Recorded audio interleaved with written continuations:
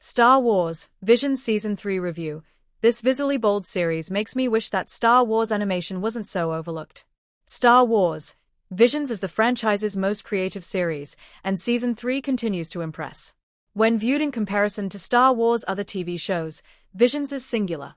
It is a completely non-canon series that collects different animation studios from across the world to convey their individual, unique takes on a galaxy far, far away. For the canon heads, this often sees Visions ranked among the worst Star Wars TV shows, as it is hard to invest in something with no link to the wider franchise. However, I have always seen merit in the show, as it purely rewards creativity and different takes on Star Wars than anything else in the franchise. While I agree that Anima is Star Wars' best show, I have long thought the franchise's animated efforts are overlooked. Visions is no different.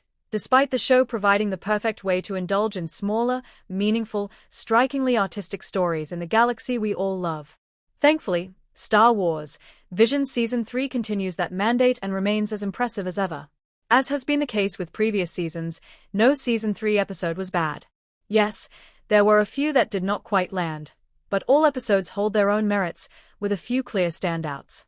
The season's opener, The Duel, Playback, continues the story of Season 1's The Duel protagonist, a former Sith hunting other Sith warriors. This episode was excellent, beautifully animated by Kamikaze Duga and Anima, with its iconic black and grey tones that are offset by stunning lightsaber colors. The Japanese influences were clear here, in both fight choreography and locations. Episode 3, The Ninth Jedi, Child of Hope, is the best of the bunch, however. This was no surprise, given that its predecessor, Season 1's The Ninth Jedi, was the best from that batch of episodes. This episode continues the journey of Kara, who is stranded on a derelict ship and left to fight off her pursuers. As both a continuation of Season 1's story and a backdoor pilot for Star Wars' Ninth Jedi show, this episode was fantastic. It had great voice acting, engaging action sequences, an incredibly lovable side character named Tito, all while it continued to explore this sect of Star Wars in intriguing ways. Beyond these two great installments, there were a few good episodes sprinkled throughout.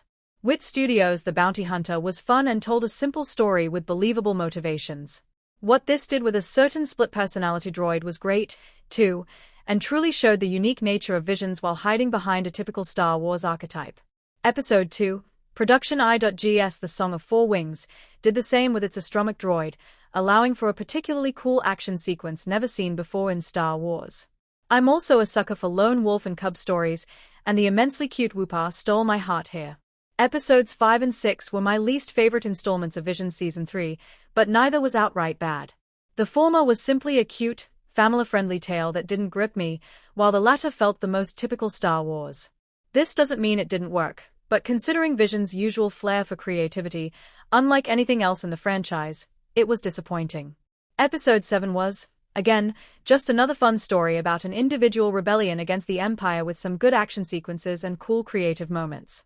The final two episodes featured two of the most visually striking of the entire season, although they fell short in the storytelling department, regardless of how much they pushed franchise boundaries.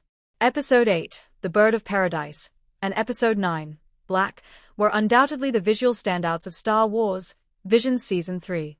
The former's 3D animation, by Polygon Pictures, had one drawback in that its human characters felt wooden and unemotive. However, the locations and visual trip through the Force were stunning. Episode 9 is the most wacky, insane, bizarre story Star Wars has ever told, if it can even be called a story.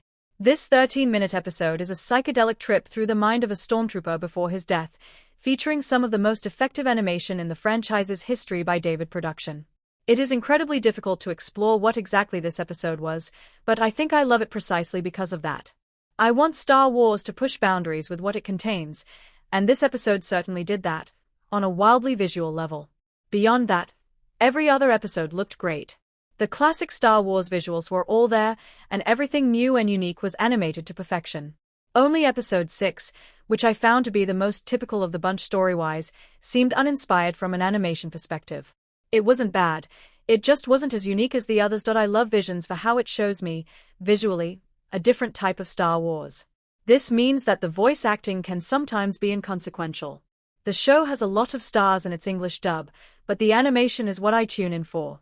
That said, the voice cast of Star Wars, Visions Season 3 is still strong. Big stars like Stephanie Hsu, Simu Liu, Emma Mayers, Anna Sawai, Mark Strong, The Acolytes Jodie Turner-Smith, Ryan Potter, Karen Fukuhara, Freddie Highmore, and Tanner Buchanan are sprinkled throughout. All give good performances as their respective characters, with Highmore being the standout. Tito, the aforementioned droid from The Ninth Jedi, Child of Hope, genuinely brought tears to my eyes, primarily driven by Highmore's lovable voice acting. Overall, Star Wars Visions Season 3 was hard to get wrong. Lucasfilm has been giving different animation studios free rein to tell intriguing, fun, creative stories with no canon limitations. Unless that changed, Season 3 was always going to work. Thankfully, Lucasfilm continued to believe in what made Star Wars Visions so compelling, offering up another batch of beautifully animated stories.